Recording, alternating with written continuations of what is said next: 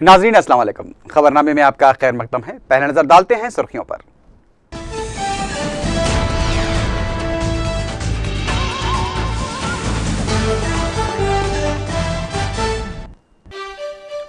Lokpal bill पर आज मरकजी काबीना का अहम इजलास। सख्त लोकपाल बिल लाने अन्ना हजारे का मुतालबा।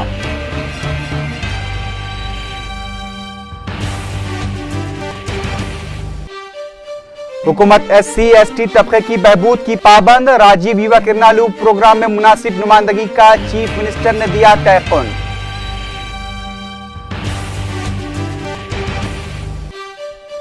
शराब सिंडिकेट में मुलविस वज़रा के नामों को मंजर आम पर लाने तेलुगु देशम का मुतालबा।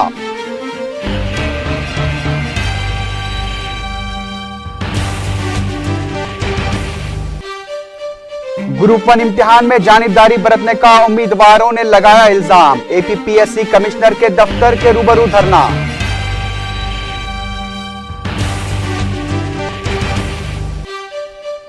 पाकिस्तान के सदर आसिफ अली जरदारी पाकिस्तान पहुंच गए। कयास आराइयों और अफवाहों का हुआ खात्मा।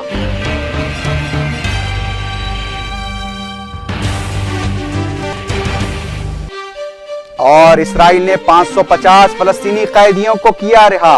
हमास के साथ हुआ माहदा मुकम्मल।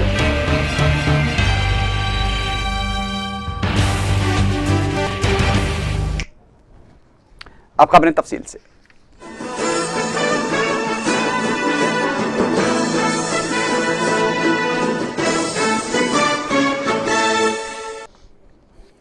समाजी जहदकार अन्ना हजारे ने मरकजी हुकूमत की जानिब से पार्लियामेंट के जारी इजलास में पेश किए जाने वाले मुजव्वजा लोकपाल बिल को कमजोर करार देते हुए उसे मुस्तरद कर दिया है। पूना में मीडिया से बात करते हुए अन्ना हजारे ने कहा कि अगर उनके जन लोकपाल बिल को पार्लियामेंट में मंजूर किया गया तो वो एहतजाज नहीं करेंगे, लेकिन अगर ऐसा नहीं हुआ तो 27 दिसंबर से वो भूख हड़ताल का आगाज करेंगे और 30 दिसंबर को जेल भरो एहतजाज किया जाएगा। उन्होंने फिर एक बार CBI को लोकपाल बिल के दायरेकार में शामिल करने का मुतालबा किया। ज़राए के मुताबिक हुकूमत की जानिब से 4 शंबे को लोकपाल बिल को पार्लियामेंट में पेश किए जाने का इम्कान है और पता चला है कि लोकपाल बिल को पास करने के लिए पार्लियामेंट के इजलास में तौसी पर भी गौर किया जा रहा है। इस सिलसिले में मरकजी वजीर खजाना प्रणब मुखर्जी ने BJP कायदीन के अलावा दीगर कायदीन से भी बातचीत की है। ज़राए के मुताबिक क्रिसमस की तातीलात के बाद 27 ता 29 दिसंबर को पार्लियामेंट का इजलास दोबारा तलब किया जाएगा। ये भी इत्तला मिली है कि आज शाम मरकजी काबीना का इजलास तलब किया जा रहा है, जिसमें लोकपाल बिल पर तबादला ख्याल का इम्कान है।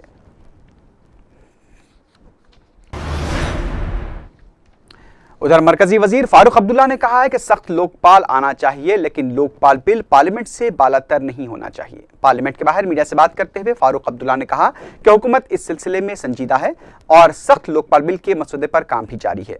ताहम फारूक अब्दुल्ला ने यह भी कहा कि ऐसा लोकपाल बिल नहीं चाहिए जो पार्लियामेंट की बालादस्ती पर असर डाले।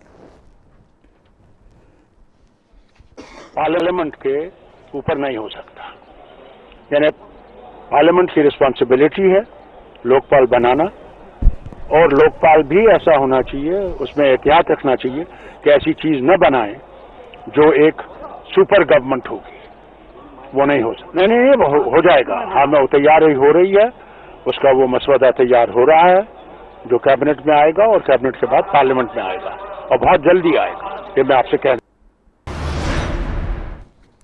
पार्लियामेंट में आज साइबेरियाई अदालत की जानिब से भगवद गीता पर पाबंदी आयद किए जाने के मसले पर जबरदस्त शोरगुल के मनासिर देखे गए, जिसकी वजह से कार्रवाई में खलल पड़ा। RJD के सरबराह लालू प्रसाद यादव ने एहतजाज करते हुए कहा कि लॉर्ड कृष्णा की तौहीन को बर्दाश्त नहीं किया जा सकता। उनके एहतजाज की दीगर जमातों ने भी तायद की।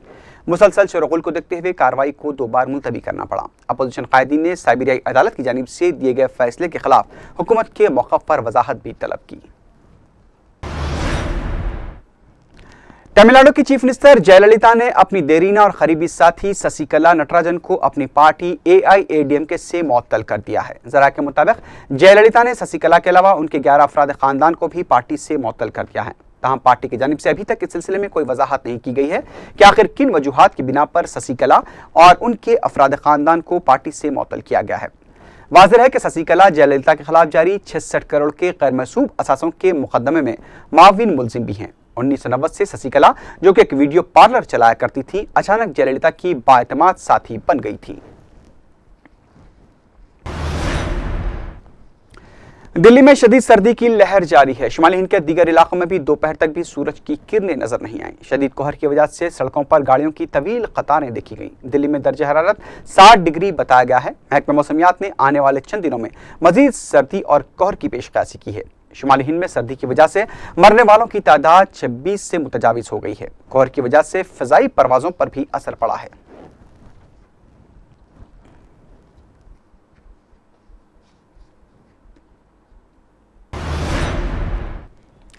बेंगलुरु की एक अदालत ने 28 दिसंबर 2005 को बेंगलुरु के इंडियन इंस्टीट्यूट ऑफ साइंसेस पर हमले के सिलसिले में 6 अफराद को कसूरवार करार देते हुए उन्हें उम्र कैद की सजा सुनाई है। इन मुलजमीन को हफ्ते को कसूरवार करार दिया गया था, जबकि आज उनकी सजाओं का ऐलान कर दिया गया। एक शख्स को नाकाफी शवाहिद की बिना पर बरी कर दिया गया। 6 मुलजमीन में रियाजुर रहमान, अफसर पाशा, महबूब इब्राहिम, साब चौबदार, नूरुल्लाह खान, मोहम्मद इरफान और निजामुद्दीन शामिल हैं। पुलिस ने इन मुलजमीन के खिलाफ मुजरिमाना साजिश और मुल्क के खिलाफ जंग जैसे इल्जामात आयद किए थे। इस मुकदमे के दौरान तकरीबन 2.5 साल में 70 गवाहों के बयानात भी कलमबंद किए गए थे। वज़ीर आला किरण कुमार रेड्डी ने कैंप ऑफिस वाक़े बेगमपेट में SC/ST तबके के ग्रुप से खिताब करते हुए कहा कि हुकूमत दर्ज फहरिस्त अक़वाम क़बाइल की फलाह बहबूद की पाबंद है। उन्होंने कहा कि दर्ज फहरिस्त अक़वाम क़बाइल की देही इलाकों में वाक़ कॉलोनियों में बुनियादी सहूलतें फराहम की जा रही हैं। उन्होंने कहा कि इंदिरा जलप्रभा स्कीम के तहत इन तबकात को साफ पीने का पानी भी फराहम किया जा रहा है और उनकी आपाशी की ज़रूरतों की तकमील के लिए भी कोशिशें की जा रही हैं। उन्होंने कहा कि हुकूमत की जानिब से खानगी और सरकारी शोबजात में मुलाजमतों की फराहमी के लिए शुरू करदा राजीव युवा किरनालू स्कीम में भी इन तबकात को तरजीह दी जा रही है। उन्होंने कहा कि SC/ST तबकात के इलाकों में सड़कें और बुनियादी सहूलतें भी फराहम की जा रही हैं।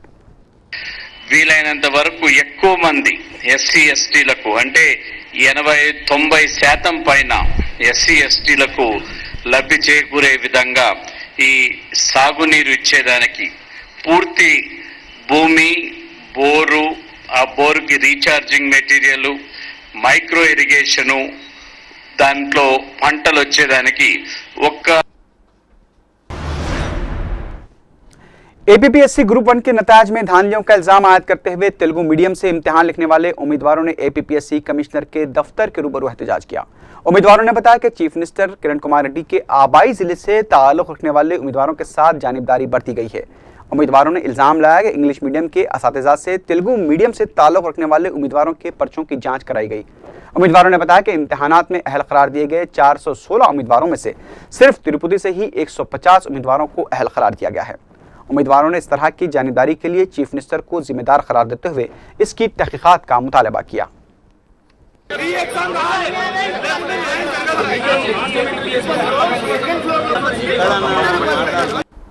ఎట్లా జరుగుతుంది అన్యాయం అని మేము ప్రశ్నిస్తా ఉన్నాం। ఈ రోజు అన్నిటికన్నా ముఖ్యంగా మరి తెలుగు మీడియంలో రాసినటువంటి అభ్యర్థులు ఎవరైతే ఉన్నారో వాళ్ళందరూ కూడా రూరల్ బ్యాక్గ్రౌండ్ నుంచి వచ్చేటటువంటి వాళ్ళు, లక్షలు ఖర్చు పెట్టి వాళ్ళ స్తోమతకు మించి చదువుకున్నటువంటి వాళ్ళు, ఇప్పుడు ఏజ్ కూడా అయిపోతున్నటువంటి పరిస్థితుల్లో చాలా మంది అభ్యర్థులు ఉంటారు।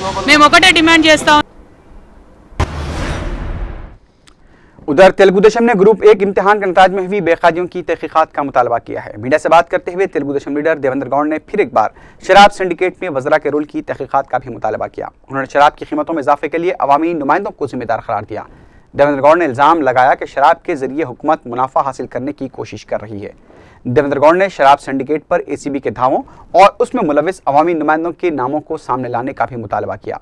देवेंद्र गौड़ ने महकमे आबकारी की कारकर्दगी पर कुल जमाती इजलास तलब करने पर भी जोर दिया।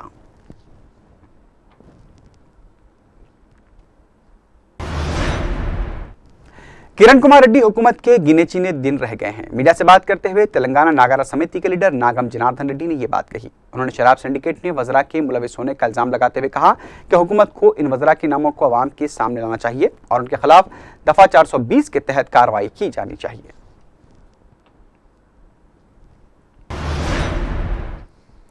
टीआरएस के रुकन असेंबली KT रामाराव ने ग्रुप 1 इम्तिहान के नताज को मनसूख करते हुए दोबारा इम्तिहान मुनक्किद करने का मुतालबा किया है। मीडिया से बात करते हुए KTR ने कहा कि तेलंगाना के उम्मीदवारों के मुस्तकबिल को देखते हुए APPSC को दोबारा इम्तिहान मुनक्किद करना चाहिए। KTR ने कहा कि तेलंगाना तहरीक में तलबा की जानिब से हिस्सा लिए जाने पर चीफ मिनिस्टर किरण कुमार रेड्डी ने उनके खिलाफ नताइज में धांधली की है। उन्होंने सवाल किया कि किस तरह से चीफ मिनिस्टर के आबाई जिले से 120,000 उम्मीदवारों ने कामयाबी हासिल की है, उस पर शुबहात पाए जाते हैं। उन्होंने शराब सिंडिकेट में मुलविस वज़रा के नामों को भी सामने लाने का मुतालबा किया। కాబట్టి డిమాండ్ చేస్తా ఉన్నాం తెలంగాణ పబ్లిక్ సర్వీస్ కమిషన్ ఏర్పాటు చేయండి. మీరు ఇస్తా అంటున్న 1,16,000 ఉద్యోగాల్లో తెలంగాణ వాటా ఎంతో తేల్చండి. ఆ వాటా మొత్తంగా కూడా తెలంగాణ పబ్లిక్ సర్వీస్ కమిషన్ ద్వారా భర్తీ చేయమని చెప్పి కూడా డిమాండ్ చేస్తూ ఉన్నాం. దాంతో పాటు ఇవాళ ఈ గ్రూప్ 1 మెయిన్స్ పరీక్ష మీద ఎన్నో ఆరోపణలు వచ్చినాయి. నిజానికి తిరుపతి సెంటర్లోనైతే పరీక్ష ప్రారంభం కాకముందే జవాబు పత్రాల్లో జవాబులు రాయడం మొదలైందని చెప్పి కూడా వార్తలు వచ్చినాయి. దాని మీద ఎంక్వైరీ కూడా ఆదేశించినట్టు మేము పేపర్లో. आरटीसी के साबिक सदस्य जी प्रकाश राव ने कहा है कि चीफ मिनिस्टर किरण कुमार रेड्डी जो शफाफ और मुंसिफाना इंतजामिया की बात करते हैं, अगर वो अपने इस अज़्म पर संजीदा हैं तो उन्हें फौरी गैर कानूनी बेल्ट शॉप्स को बंद कराना चाहिए। मीडिया से बात करते हुए उन्होंने कहा कि हुकूमत को पड़ोसी रियासतों की तरह शराब की दुकानात के तरीक़ाकार पर अमल करना चाहिए और बदनवानियों के खात्मे के लिए सरकारी दुकानात के जरिए MRP कीमतों पर शराब की फरोख्त की जानी चाहिए। शहर की एक अदालत ने मक्का मस्जिद बम धमाके में मुलव्विस भरत भाई को 2 दिन के लिए NIA की तहवील में दे दिया है। भरत भाई को NIA ने 15 रोज कबल मक्का मस्जिद बम धमाके के सिलसिले में गिरफ्तार किया था। अदालती तहवील में उसे चंचलगुड़ा जेल में रखा गया था। पुलिस की सख्त हिफाजती इंतजाम के दौरान आज भरत भाई को अदालत में पेश किया गया था। प्रजाराज्यम जब कोई पार्टी ही नहीं रही तो उसकी जानिब से जारी किया गया व्हिप कोई मायने नहीं रखता। मीडिया से बात करते हुए प्रजाराज्यम की बाकी रुकन असेंबली शोभा नागिरेड्डी ने बात कही।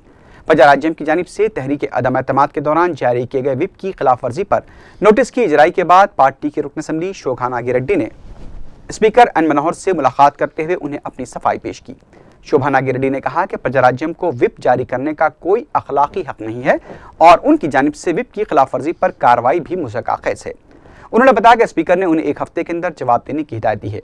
उन्होंने ये सवाल भी किया कि जब प्रजाराज्यम कोई पार्टी ही नहीं रही तो फिर वो किसे अपना जवाब देंगी। उन्होंने कहा कि सबसे पहले उन्होंने ही प्रजाराज्यम के कांग्रेस में इंजमाम की मुखालिफत की थी। शोभा नागिरेड्डी ने कहा कि वो ज़िमनी इंतखाब से खौफज़दा नहीं है और बराबर इंतखाब का सामना करेंगी। పార్టీకి వివరణ ఇవ్వాలా లేకపోతే ఇంకెవరికి గీతా గారికి పర్సనల్గా ఇవ్వాలా? పార్టీనే లేదు, ఒక పార్టీ ఉందా లేదా అనేది డిసైడ్ చేసేది ఎలక్షన్ కమిషన్. ఎలక్షన్ కమిషనే ఆ పార్టీ మెజర్ అయిందని చెప్పి చెప్పడం జరిగింది. కాబట్టి వివరణ ఎవరు? नामालूम अशरार की टोली ने रक्षापुरम कॉलोनी के पास DRDL के बाबू दाखिले के सामने मोटरसाइकिल सवार नौजवान पर चाकू से हमला करके उसका मोबाइल फोन छीन लिया। यह वाकया इतवार की शब उस वक्त पेश आया जब बादाना पेट के 21 साला मोहम्मद उवैस बंडलागोड़े में एक दावत में शिरकत के बाद मकान वापस हो रहे थे। हमलावरों ने सड़क अबूर कराने का झांसा देकर उवैस की मोटरसाइकिल की रफ्तार को कम करने में कामयाबी हासिल की। 3 में से एक हमलावर ने उन पर चाकू से हमला कर दिया, जिसके बाद वो मोटरसाइकिल से नीचे गिर गए। अवैस का सेलफोन छीनकर हमलावर फरार हो गए। इत्तला मिलते ही संतोष नगर के मजलिसी कॉर्पोरेटर वाजिद अली खां वहां पहुंच गए और उन्होंने जख्मी उवैस को ओवैसी हॉस्पिटल मुंतकिल करवाया। सैयद अहमद पाशा खादी रुकन असेंबली 4 मीनार ने भी मुतालिका पुलिस अहदेदारों से रब पैदा करते हुए कातिलों को फौरी गिरफ्तार करने का मुतालबा किया। संतोष नगर पुलिस के मुताबिक जख्मी नौजवान की हालत खतरे से बाहर है। पुलिस ने कातिलों के खिलाफ मुकदमा दर्ज करते हुए तहकीकात का आगाज कर दिया है।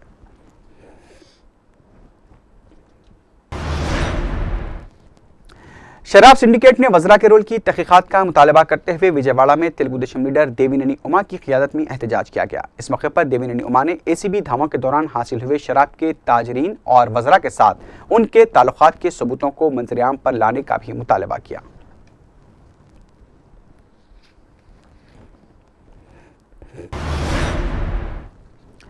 शराब पीकर गाड़ी चलाने वाले फार्मूला 1 के ड्राइवर अखिल को मारटपल्ली पुलिस ने अपनी तहवील में ले लिया। जराये के मुताबिक इतवार की रात अखिल हालत नशा में गाड़ी चला रहे थे कि ट्रैफिक पुलिस ने जब ब्रीथ एनालाइजर से उनका मुआयना किया तो उनमें शराब के अज्जा मुस्बित पाए गए। ट्रैफिक पुलिस ने अखिल को उनकी गाड़ी के साथ तहवील में ले लिया था।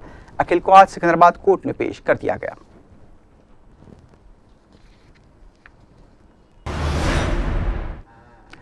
नेल्लोर में 4 दिन कबल अगवा किए गए कॉन्ट्रैक्टर की लाश आज कड़पा में एक तालाब से दस्तियाब हुई। पुलिस के मुताबिक नेल्लोर के साकिन कॉन्ट्रैक्टर रघुवा रेड्डी का 15 दिसंबर को अगवा कर लिया गया था और इस सिलसिले में उनके अफराद खानदान ने पुलिस में भी शिकायत दर्ज कराई थी।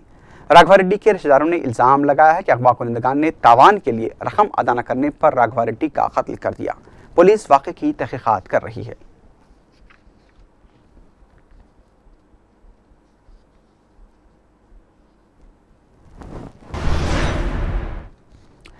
तिरुपति में इलाज के दौरान डॉक्टर्स की मुबैना लापरवाही से खातून फौत हो गई। जरा के मुताबिक चंद्रलेखाना में खातून को अस्थमा के इलाज के लिए रमादेवी हॉस्पिटल में दाखिल कराया गया था। मुतवफ़ी के रिश्तेदारों का इल्जाम है कि आरोग्यश्री कार्ड होने के बावजूद भी रकम तलब की गई और जब रकम देने से इनकार कर दिया गया तो मरीज के इलाज पर तवज्जो नहीं दी गई, जिसकी वजह से चंद्रलेखा फौत हो गई। मुतवफ़ी के रिश्तेदारों ने दवाखाने में तोड़फोड़ की और फर्नीचर को भी नुकसान पहुंचाया। उंगोल में सरकर्दा कंपनियों में मुलाजमतें दिलाने का झांसा देते हुए एक तंजीम के जिम्मेदार बेरोजगार नौजवानों से हजारों रुपए लेकर फरार हो गए। इस तंजीम के जिम्मेदारों ने मुलाजमतें दिलाने और जॉब मेले के एहतमाम के लिए नौजवानों से 300 रुपए फीकस एंट्री फीस वसूल की। तमाम तंजीम के जिम्मेदार जॉब मेले में हाजिर नहीं हुए, जिसके बाद बरहम नौजवानों ने उनकी रकमात की वापसी का मुतालबा करते हुए तोड़फोड़ की। इन नौजवानों की हंगामा आराई की तरह मिलते ही पुलिस वहां पहुंच गई। पुलिस ने तंजीम के जिम्मेदारों की जानिब से ली गई तलबा को एंट्री फीस उन्हें वापस दिला दी। विशाखापट्टनम में शहर हैदराबाद से ताल्लुक रखने वाले एक जोड़े ने खुदकुशी कर ली। बताया जाता है कि शहर से ताल्लुक रखने वाले कालिदास और सरिता विशाखापट्टनम मुंतकिल हो गए थे। तहम कई दिनों से दरवाजा बंद होने और अंदर से बदबू आने पर पड़ोसियों ने इस वाक़े की पुलिस को इत्तला दी।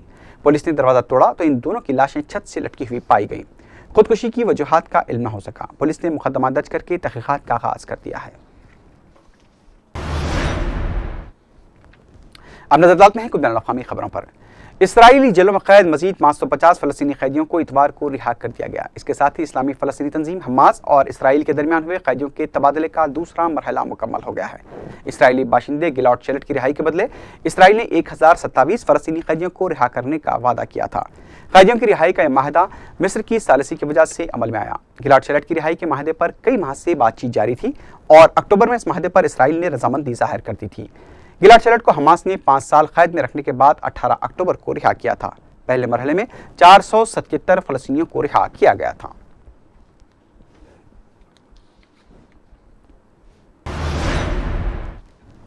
कतर के वजीर खारजा हमाद बिन जासिम अल सानी ने इतवार को एक बयान में इशारा दिया है कि शाम के सदर बशर अल-असद अरब लीग के अमन मंसूबे पर दस्तखत करने वाले हैं। इससे पहले अरब मीडिया ने इत्तला दी थी कि शाम में अरब लीग के मंसूबे पर दस्तखत के लिए ये शर्त रखी थी कि सऊदी अरब के बशमूल 5 दीगर बड़े ममालिक एक कमेटी तश्कील दी जाए जो शाम के खिलाफ मीडिया ट्रायल को बंद करे। ताहम अरब लीग ने शाम की शर्त को एक हरबा करार दिया है। उधर दूसरी जानिब शाम में सिक्योरिटी फोर्सेस की जानिब से की गई कार्रवाइयों में मजीद 20 अफराद हलाक हो गए हैं। इस दौरान अरब लीग की एक वजारती कमेटी ने शाम के खिलाफ फौजी कार्रवाई के इम्कान को मुस्तरद कर दिया है, लेकिन ये तजवीज़ पेश की गई है कि शाम के बहरान के हल के लिए तंजीम के अमन मंसूबे को अक़वाम मुत्तहिदा की सलामती कौंसिल में उठाया जाएगा। शुमाली कोरिया के कम्युनिस्ट रहनुमा किम जोंग इल चल बसे। उनकी उम्र 69 साल बताई गई है। शुमाली कोरिया के सरकारी टीवी पर जारी किए गए बयान में कहा गया है कि हफ्ते को दारुल हुकूमत प्यांगयांग से बाहर ट्रेन में सफर के दौरान किम जोंग इल को दिल का दौरा पड़ा था। बयान में उनके इंतकाल की वजह जिस्मानी और जहनी कामकाज का दबाव बताया गया है। शुमाली कोरिया की सरकारी खबर रसां एजेंसी के मुताबिक किम जोंग इल की आखिरी रसूमात 28 दिसंबर को अदा की जाएगी। इस दौरान किम जोंग इल के जानशीन के तौर पर उनके बेटे किम जोंग उन का नाम लिया जा रहा है। दूसरी जानिब शुमाली कोरिया के ताकतवर लीडर की मौत से खित्ते में बेचैनी महसूस की जा रही है। अमेरिका, जापान और जनूबी कोरिया ने किसी भी सूरत हाल से निपटने के लिए इंतजामिया को चौकस रहने की हिदायत दी है।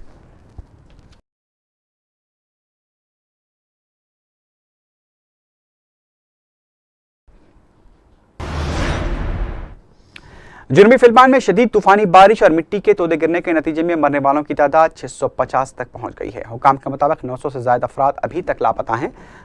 जुमे की रात आए तूफान से कई देहात मुकम्मल तौर पर तबाह हो गए हैं। हुकाम के मुताबिक ज्यादातर अफराद हालत नींद में ही हलाक हो गए थे। फिलिपाइन के सदर ने कुदरती आफत से निपटने के लिए दिफाई निज़ाम का जायजा लेने का ऐलान किया है।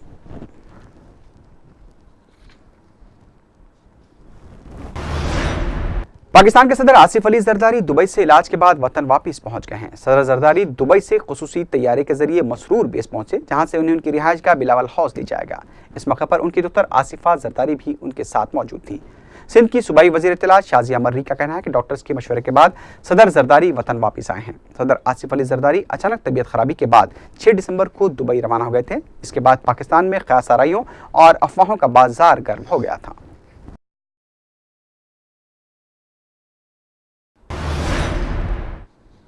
छह खलीजी रियासतों का सरबराही इजलास आज से सऊदी अरब के दारुल हुकूमत रियाज में शुरू हो रहा है। कुछ अरब ममालिक में आए इनकलाबात के बाद यह पहला मौका है कि खलीजी रियासतों के सरबराहान किसी इजलास के लिए जमा हो रहे हैं। खलीज टाउन काउंसिल के इस इजलास में शाम की सूरत हाल को मरकजी अहमियत हासिल रहेगी। इजलास में खलीजी रियासतों में सियासी सूरत हाल के मौजू पर तबादले ख्याल का भी इम्कान है। अक़वाम मुत्तहिदा के सेक्रेटरी जनरल बान की मून ने मिस्र में मुजाहिरीन के खिलाफ सिक्योरिटी फोर्सेस की कार्रवाइयों की शदीद मज़म्मत की है। अपने बयान में उन्होंने कहा कि मुजाहिरीन के खिलाफ ताकत का बेदरीग इस्तेमाल न किया जाए। उधर मिस्र के तहरीर स्क्वायर पर अभी भी सैकड़ों अफराद जमा हैं जो अबूरी हुकूमत के खिलाफ मुजाहरे कर रहे हैं। गुज़िश्ता 3 दिनों के दौरान 10 मुजाहिरीन हलाक हो चुके हैं, जबकि 450 से ज़ायद जख्मी बताए गए हैं। इतवार की रात तकरीबन 1000 अफराद ने फौजी निगरान हुकूमत के खिलाफ मुजाहरा भी किया। मुजाहिरीन का मुतालबा है कि फ़ौज इक़्तिदार को अवामी नुमाइंदों के हवाले कर दे और इख्तियारात अपने पास न रखे।